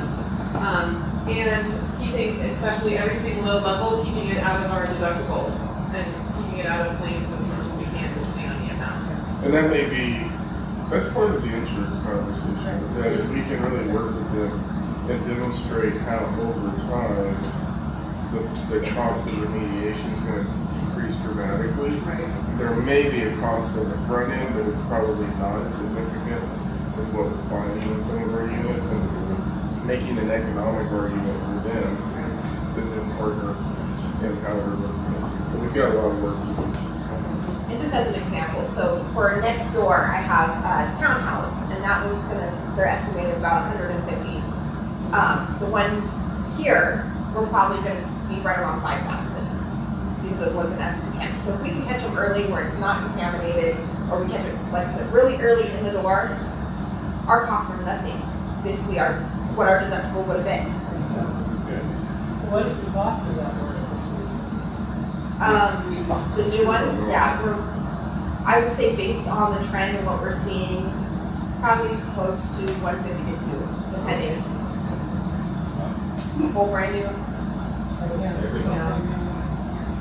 That's cabinets and everything, right? Correct. Yeah, everything. The last one at the suites was gutted out to everything. The only thing that was still there was the studs and some pipes. Everything that was in the living room, behind the drywall had to be cut out too. The problem is anything that's a porous surface. Yes. Yeah. You know, I told Lisa, I go, at what point do we look at some type of stainless steel over the walls in the room, and then you texture and paint over that, because then all you're having to theoretically do is to remove the paint and texture and then paint the stainless steel and go back. You know, those are things we're going to start looking at. And that's the biggest concern with this one. The numbers are so high that if that porous is the big scare is getting the wood. Because we've seen houses like that we had to deal with in the police side. So, typically they were cooking when we get into it. Those 3 times, like, So is that the level of cooking? Yeah. And it was with COVID and not going in those units for years as well. That we have some suspicions. So keep an eye, check police reports daily. And we are telling the residents when we talk to them, we are telling the residents that we're getting police reports daily and at least we're looking at them. So if they haven't gotten that message, then we'll just keep sending it. Well, this last high one at the suites, they came up on the Boulder County arrest record, saw the name, reached out. They weren't arrested here in Longmont. They were arrested for a probation violation, meaning that they had a hot UA with their probation officer. So we worked with our local PD to get the information from the report to proceed with the eviction. Those are all public records. Yeah. You just need to have that system. I saw Tracy. She's writing multiple dollar signs. Well, I think we have to be careful if the same company is not doing meth for other ones. We're getting ready to renew. Are they going to take our meth policy away as well? Well, that's why we gotta work with them and protect that policy. Mm-hmm. Okay. So more for the suites. Positive note: the manager and the resource specialists have started having weekly coffees with the residents. They just sit in the common area and invite the residents just to stop in, because with the suites and the different personalities and types of people there, they're not really big on having social activities because they have yeah, their personalities.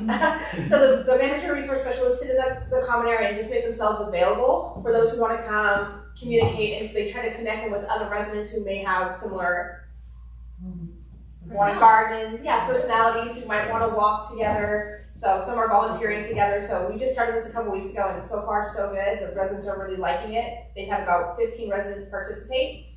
So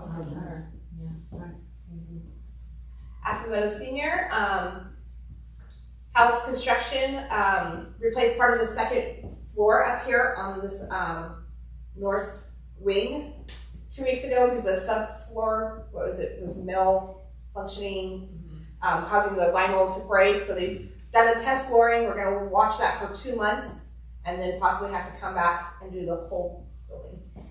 So on that, we are finding that this floating floor installation methodology is having issues everywhere that's been installed. Like especially, I mean, it's generally fine, but once you put walkers on it, it catches any little thing and it just gets worse and worse. So we are watching to see how it performed, the new method that they did in the install in that hallway, seeing how it performs specifically with walkers and other, things on the floor. And then we'll come up with a plan for. Is it the material? It's the subfloor, so it's this like noise attenuation floating layer that they're taking out and redoing. So it is like it's a warranty issue. This is not an LHA issue. So we're not the only property that are doing this. So nobody's going to do this type of installation again. That's what's happening. That's what I was asking. Is it the material that they expect? Because because it's the material in the way that it's supposed to be manufactured in this floating. It's the mechanism of mechanism. Thank you. It's a combo. It's a kind of a manufacturing defect. We do have confirmed meth unit here. Currently waiting for bids for the cleaning. It was a low contamination, so that one will just be professionally cleaned by the contamination company and then retested and then handed back over to us. So that one we're only expecting about 6 weeks to be down.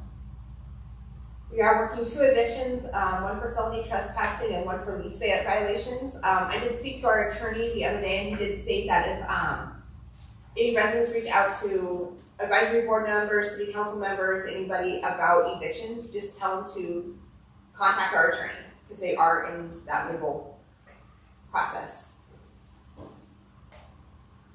Neighborhood, the meth contaminated unit will begin reconstruction actually this week. The adjuster approved the bid. The unit cost did exceed our coverage amount, so we will have to pay for the rest. And they've sent us our check already. We should be getting that this week. As Molly said, the CBDG grant was approved for the playground and for the security cameras of the neighborhood. Briarwood, Harold touched on this, the Veterans Community Project has a group of volunteers fixing up, and then we have one unit that was we were granted eviction for on Friday for non-payment of rent for 4 months. Just want to make a suggestion about the playground. If whoever you use to design and build that wants to put in a zip line. I don't know if you guys heard about the recent Cottonwood Park that opened up in Louisville, but they've already had 2 kids injured. One was a pretty bad head injury. Just so yeah, no. It's not that big. It's like half the size of this room. They're fun, accessible. but they are not. They are a huge liability. Oh, good, it's accessible. Yeah, and Lisa works with our parks department too, because they're pretty good at watching stuff like that. Yeah. Village Place, Kat McNeil, she's the former manager of Spring Creek and Fall River, is transitioning over to Village Place. We have kind of an 8-week transition worked out, so the residents at Fall River, Spring Creek don't feel like she just up and left them, because I know that's been some shaky ground over there. They really feel that they've been abandoned by everybody. So Rachel, we hired a new manager, Rachel. She started 2 weeks ago, so she is concentrated on Fall River right now, and Kat and her working together on Spring Creek, and then Kat's doing Village Place part-time, and then they're slowly going to ease her out and over to Village Place full days. And Rachel's coming from Longmont Housing Authority and has a bunch of experience, so she should be a good fit for that district. She used to have 5 properties that she managed at the same time, so she's taking the 2 Spring Creek Fall River. Wait, you said she's from Loveland? Pardon me, I'm a little leery. They'll wish you well. But we had 2 Loveland people, and they ruined us. So Who was that? That was Luffy and the gal that stole the 5,000. Right. Yeah. I can't remember her name.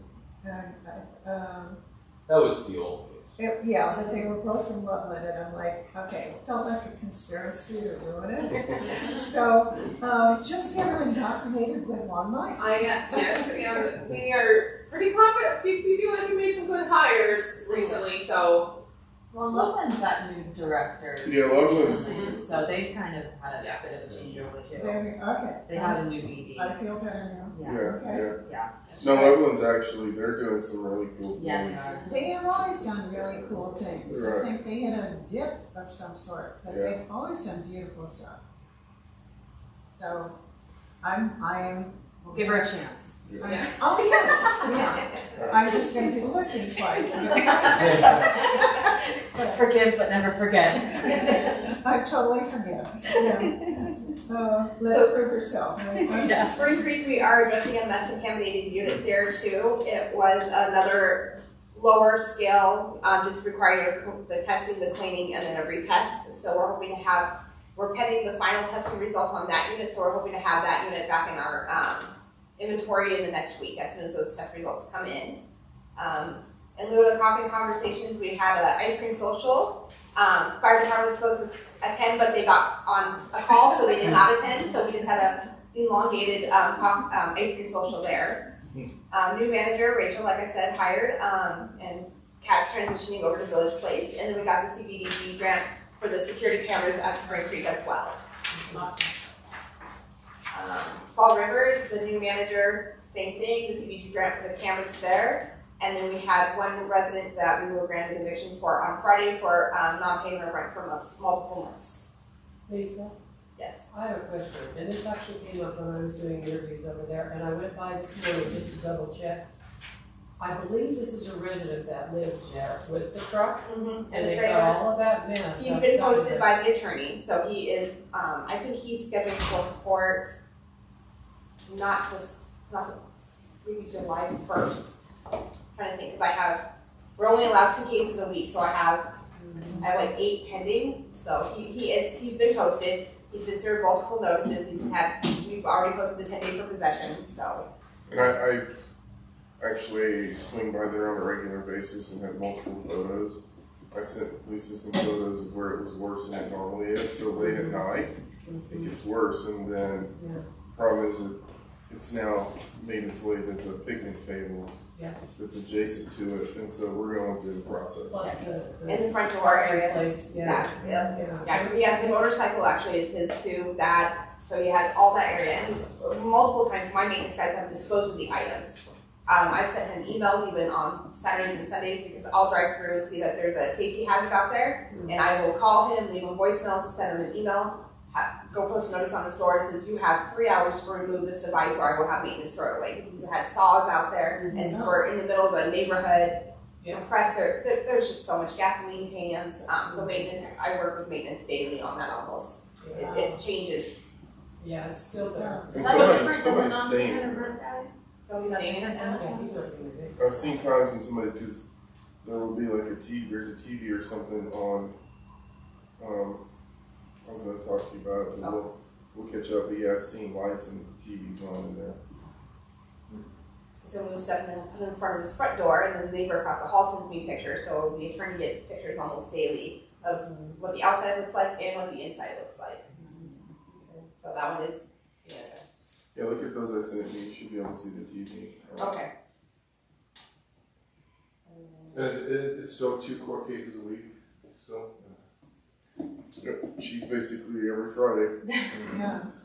We have a Friday morning meeting, and I do it from the parking lot of the courthouse, and I'm talking to them on Teams, walking in, and it's like, okay, I gotta go through security now. Maybe we should change that meeting. Yeah. and Lodge, filled a maintenance position. Our new hired Calvin has been an asset to LHA already. Oh, I heard wonderful things about him. They love them. Yeah. Yeah, at the suites, just as an example, he's at Hearthstone and Lodge, but the suites, we had one of the big AC units go down. He's certified. He was actually a consultant for H&M Mechanical, who's done a lot of our work over the years. He was their consultant. Yeah. So he came in, assessed it all, okay, found a part from the last one in the state of Colorado. Him and Dave picked it up on a Saturday, rented a crane, did all the work in-house for less than $3,000 when the bids were over $12,000. Yeah. So Yeah, they said that they love him because he just gets stuff done. He's very resourceful and quick and responsive. he came with all his own tools even. He has everything you could ever think of. He has this fully stocked work truck and skills galore. So we utilize him. Lease's hires on the maintenance side have been really good because now we have we have 2 that are certified in boilers. So instead of contracting that out, they can do it. As the city, we could actually consult with them on our boilers because we don't have, I think, anyone certified on boilers, and then so just the level of expertise that they brought in has been tremendous. And at the end of the day, it's saving us a lot of money.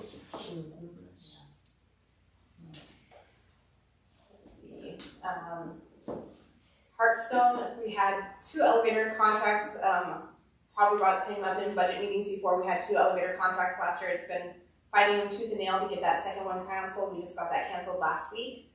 Got a grant for the security cameras there and a grant for the parking lot repairs. The Hearthstone we do have, it's not on here, the elevator has been down for a week, but it should be up today. They tracked down the part that went missing via FedEx, but did they get it? They have it. The company says they have it, so they're supposed to be there this morning to start the repairs. We've tried Mickey Mouse repairs, we've tried everything. They tried to fix the current. It was a board that was out, unfortunately not manufactured anymore. They tried to repair our board, ordered a new one, got lost, but hopefully up to date. Lodge, the grant for the cameras and the grant for the parking lot repairs. In the open positions we have, we are still looking to open the custodian position that will replace our contracted custodial. We're actually working to move that in the city's hiring process. That position we posted last October. It's just been on Indeed and other forums. I'm working with the city right now to bring it under them so that we can hopefully streamline the hiring process and get that in faster, because it should not take us that long to hire a custodian. We are recruiting still for an assistant manager for the LHA tax credit properties, which will help fill in a gap here at Aspen Meadows and probably Village Place and a few other properties. We have one right now, but we need the second one to replace Aaron Robinson. And then our building attendant positions went live last week, which is to replace the suite security, which currently we do not have security at the suites. But our maintenance team is stepping it up and doing, every time they have an on-call after hours and on the weekends, they're going over and doing a sweep of the grounds, putting eyes on it. We've asked for extra patrol through the police in the meantime. Right on to receivables. We've made some progress from March to April, but right now my accountant is taking any of the past residents that have balances due and monitoring that first letters went out, second letters went out, and then once the third letters went out, basically saying we're turning you over to collections. Determining what that threshold is still needs to happen, and I don't think we've done that. Like, if it's $100, that's more of a write-off than actually sending it to collections. So that's something we probably want to add. But my error was a keying error. I had added too much into the Aspen Meadows neighborhood. The last meeting you had the question about it not matching the financials, and that was just me putting an additional amount in there. So I'll make sure I double check that. Other than that, the managers are doing their delinquency reports on any current residents, but we're monitoring and tracking. And then Heather has also started, now that we're in our summer mode and her audit's over, that she has started looking at all the other tenants. She's been working on the suites with Corinne and stuff like that to actually take a look at those ledgers. A lot of what was happening is it's just on the wrong side. It's, charged the subsidy or vice versa. But you have to do the corrections to get it on the right ledgers. And we found that when we wrote off the old past tenants, it caused chaos in the system because that is what was occurring. So, does anybody have any questions on the receivable? I mean, you're going to see some amounts start going up because of the meth units, Aspen Meadows neighborhood, and all the ones that were mentioned. They're going to get those charges back to them. I don't know that we've actually. I know there was discussion at one of our meetings where what is the charge? Are we charging them full costs that were incurred because we're getting insurance? I don't know that we've ever really decided that mechanism of chargeback. I know it was asked. What was insurance going after them at all? Subrogation. It might be. We didn't ask for any of the tenants' They information. don't. They just ask for the support for it. Right? Would we just go after our deductible plus any overage to make us whole? That's what I don't know. I mean. Oh, no, that's the attorneys that have to figure it. Makes sense for the attorneys to call the insurance attorneys though too. Subrogate the claim, but I don't know if they want to spend their money on it. Yeah. It's kind of chasing. Well, so low income. Or they may be willing to add it to our claim on behalf of the insurance if we just. Yeah. We figure our premiums in the annual increase. So, yeah. I mean, I'd say we want to go after the full amount. Yeah. If we can. When you said collections, are those just past tenants we would be going after for collections, or are those even current tenants as well? We haven't really decided current tenants. It's only been past tenants at the moment. I mean, I know they're trying to work with the current tenants, and then it usually comes to the eviction process, right? Exactly. Right. So that's what I was assuming. Yeah. It's all current past tenants. Yeah. Yeah. And try to get payment plans if we can. Right. For those current tenants if they're having issues, or get them resources for additional subsidy if they can get it. So part of it is they are partnering with different organizations and trying to catch people up. But in the catch up, they're also evaluating whether or not they can stay caught up. And so even some of the partner organizations may or may not assist an individual if they don't feel like they can stay caught up once they baseline. So there's another piece to that conversation. Okay, so you got your current rent plus any past due rent. Right, and they'll catch them up. Yeah. If they think they can stay current once they catch them up. But there's been some conversations on some that they're like, yeah, we'll just be back in this in X months. And so.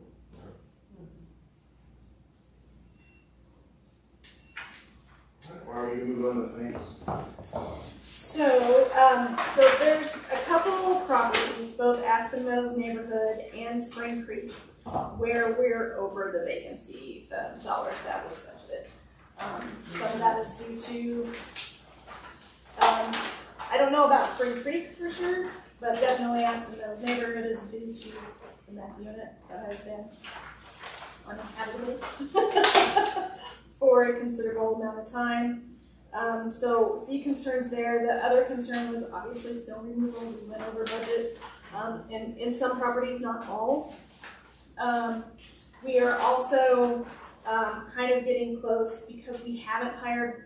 Our intention was to have a custodian in-house sooner than later, and so since we had to do through third-party organizations, we're getting to a point where we're also going to be going over budget in that area if we don't get a custodian hired soon, because we didn't accommodate for the price that comes from a third-party vendor. Are you just moving that to a city position? Yeah, well, because we posted it last October before we were incorporated with the city, so I'm working with Emily over there to get through the whole unit system. Okay. So it's still an LHA position, but it's just. Yeah, sorry, yeah. Okay. And those are individual items that we're seeing go over budget in total. We're not over budget annually, but those are some of the situations that we're seeing on the financials. So Kendra, on 615 Main, Yes, that utility expense is quite. that's an error. Oh, There should, yes, I saw that, and I actually texted my account, and I go, I think I did something wrong here. It should be down one. So that is actually the maintenance expense, and that's actually, most of that is majority snow removal. Okay. So you shouldn't see any tenant services expense. That 329 is actually what the utility is. Because we did find that within the lease for 615 Main, they were supposed to actually have utilities in their name, and they never did. So there's probably a little portion of that that was paid by us until they got their utilities switched over. So That's there for. Senator, yeah. Do we pass on all those costs to them, or do we bear some of those costs? It should be in tenant income. I know that Heather for this year, so it didn't happen in the prior years because we couldn't do that. But this year, anything that they had got switched over, got charged back to them on their. Even snow removal? Maybe they can. No, see, in their contract, it says that we pay for the snow removal. So that is where it's, yeah, so we're not, yeah. That's not typical. No. Yeah, But so we that's share the drive with Village Place. Their main driveway is Village Place off of Main. And so it's just that main drive, they're not doing snow removal in the spaces, so because it's shared, that's probably why. It's just, yeah, it's just that. Doing their sidewalks, so It's just the one right in front of the parking spaces that loop around the front. the sidewalk. Have them do their own sidewalk in the next lease. Well, they're asking for it now. We just emailed this weekend. They want to buy it? They want to know what their options are because we did tell them we would come back to them in June with the options. Okay. That may be something we come back Yeah. to the board with is a sell of that because obviously the budget for it's not great and the lease rate is may make more sense to sell that. Well, you got new places coming up, so getting rid of one. I mean, this is definitely something that we wanted to do. It's part of this education, or at least make sure that we've been tracking down old That's stuff. why we're waiting. Yep. So we've got some interesting title reports, and for some reason that building is looped in to the tax credits. We're trying to figure that all out because we want them separated so that we don't need to be running that building. So that just jumping into high gear about checking all of our documentation. And that one's weird because it's actually shown on the financials as an LHA property, 615 Main, but it's in the tax credits for Village Place, which is an LHDC property. Oh, interesting. So we had some The title history is It's a little clouded. really weird. well, and even LHDC can't remember. Can you do a quiet title action and leave it to where you want to get it if it doesn't mess up your LIHTC? That's Would you like to be with me later? That's not my work. Because I think it's titled under LHA. I think it's. no, it's titled under LHA. Yeah, titled under LHA. But it's connected to the LIHTC on the Village Place. We can't figure out why. We think they probably did. They probably did quiet title work, and that's why it moved it over. The question is, could it be moved over? But this is probably before anybody in this one. When is the compliance done for that? For Village Place? Yeah. So we're in year 15, started January 2022. Out of 15 years? So maybe just wait a year and then. That's what we're looking for. Yeah. Or if we can do something earlier, Yeah, great. that'd be nice. I'd be curious to see the title report. I can share it. Stephen Morgan, the LHDC board member, works in the title company. He's like, this is weird. Fantastic. That's what I said. Even when Steven looks at it, and he's like, you know, you can see the twitch. It's got. But speaking of selling, you know, something that we've thought about as we get more units on, and as BCP gets more established, is really talking to them about the entire Briarwood property, because there's an affinity and mission in that. You know, if they're building the 26 tiny homes to house homeless vets, and we can, as we're bringing new units on, can relocate or maybe contract with them to fill the homeless vets that they manage as we have vacancies, and then look at a point where we can sell to them, that may start making a lot of sense because they're all trying to house the same population generally, and so we think that may help from a cash flow standpoint and an operational piece. And we've been interested. The executive director wants to meet with me, so I'll include quality in that.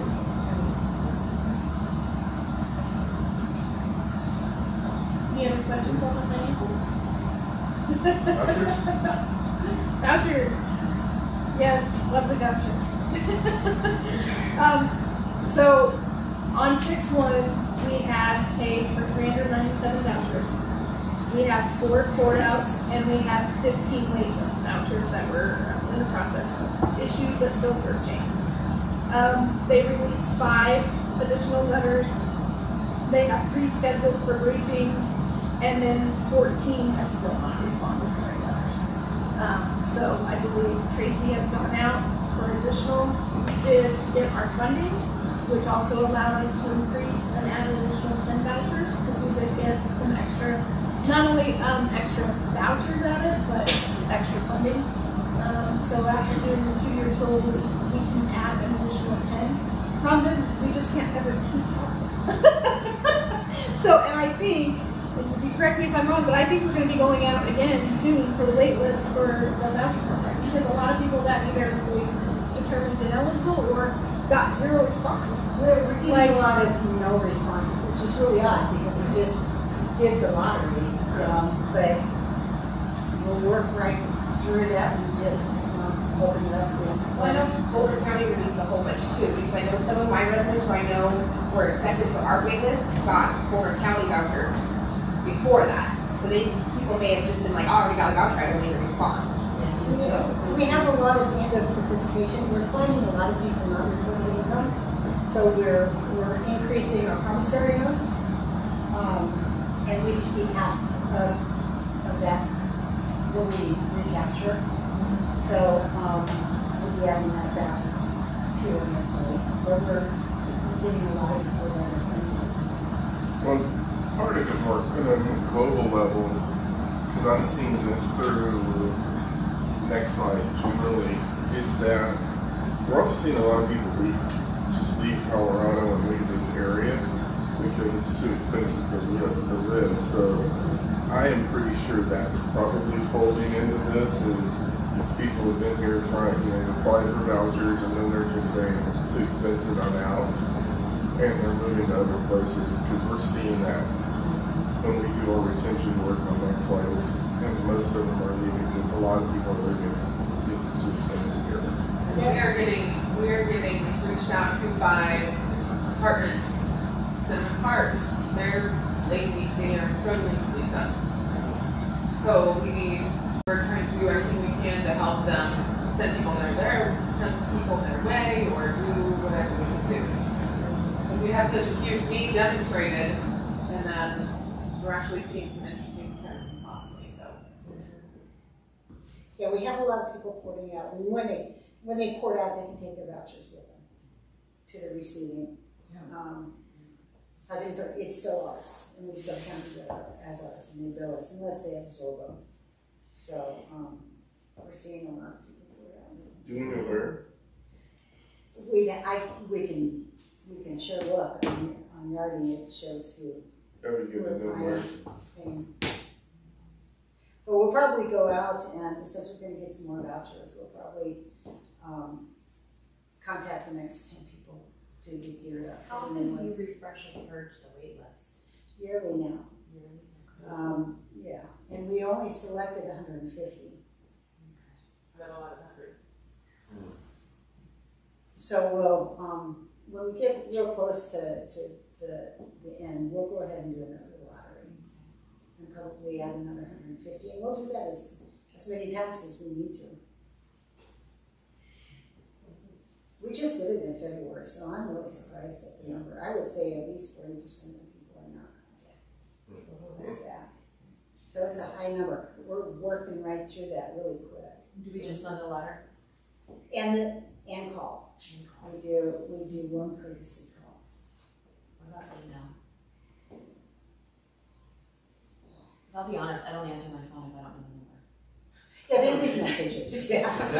People tell me they don't leave messages, they don't listen to messages. Yeah. It's weird, this generation of like, I love visual voicemail, but if we don't leave a message, I'm not calling them. I don't. I don't need a car extended warranty, I'm good. I might really want one. You know, something you might think about too on that front is text. Yeah, maybe text, we use some text for some stuff for housing. Yeah, and we have people come in and check, and we find out that they received a letter and they had moved and they had.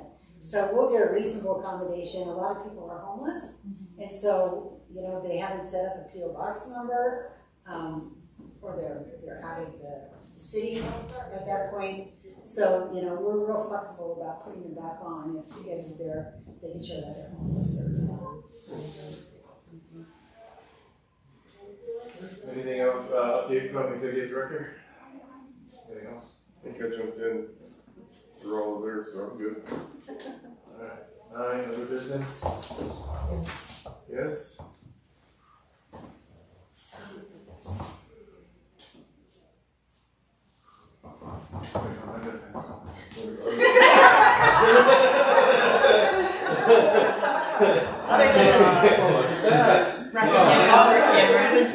We wish to thank you for all the years of service you contributed to the Longmont Housing Authority as a commissioner and as an advisory board member.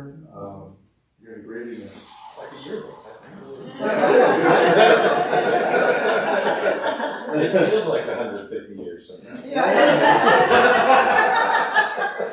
Well, I appreciate it. I'm sorry to cut and run, but it's been a journey, and I'm glad to be part of it. So.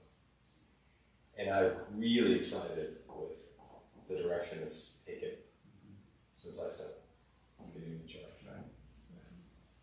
Well, it's nice to see things go through a rocky patch and then actually come out good on the other side. Better than I ever saw it. So. Yeah, you're leaving on the upside. Yeah. It's a good time. Yeah, you've been through the trenches.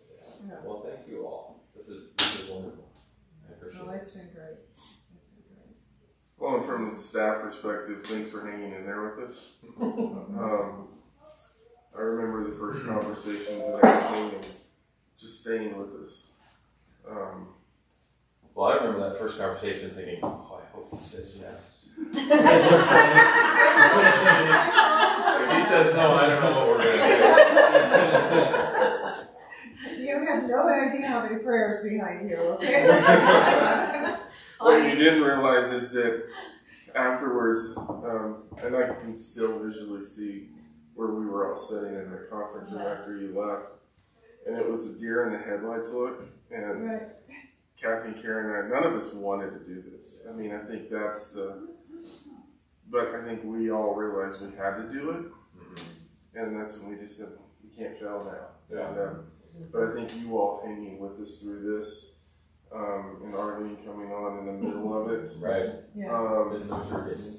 But all of you, but just being there, that first run, I can't tell you how many times I'd call Cameron and go, this is going on, here's what's happening, and then I remember a conversation we had, I was at home, and you said, well, I think it was when you became chair, and you go, oh, so my wife just wants to know, is it going to be more than it is? And I said, no, hopefully it'll be less than it was. And so, just thanks, because I know we taxed you early on. Yeah, it was good work. So. It's good to be a part of this group. Yep. And now they're doing amazing work. Absolutely. Maybe we can put a bench at one of the new properties in his honor. Help me see it through. Well, we have new benches here. We put a little. Put a plaque on the toilet paper display. Let's make it appropriate. All the shit you had to deal with. On the one that the toilet's 2 inches. 2 inches. If you're out, call. That's good.